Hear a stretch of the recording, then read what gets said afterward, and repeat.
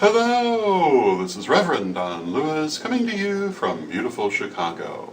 And today our question comes to us from Momochi Sakura, who references a television show called Once Upon a Time and a character on that show called Rumpelstiltskin, who has a saying, and his saying is, "With magic there's always a price."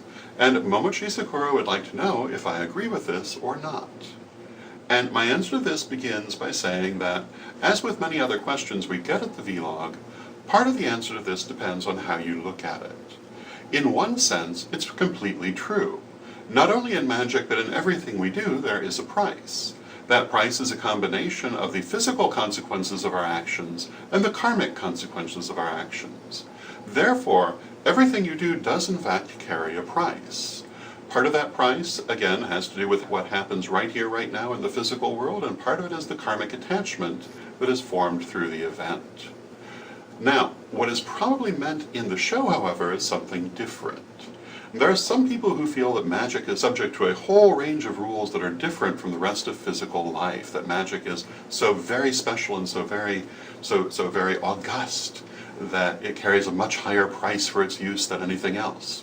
And I think this is a bunch of hooey, and I think you should pay no attention to these people.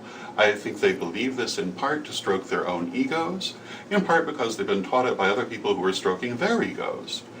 And my point of view, which I certainly have followed all my life, and which is what I teach to everyone that I teach, is that magic is part of your ordinary life. It is not different than the other actions that you take, and it does not carry a different price than other actions that you take. So in answer to the question, is there a price for things we do with magic? The answer is yes, just as there's a price for everything else we do in life.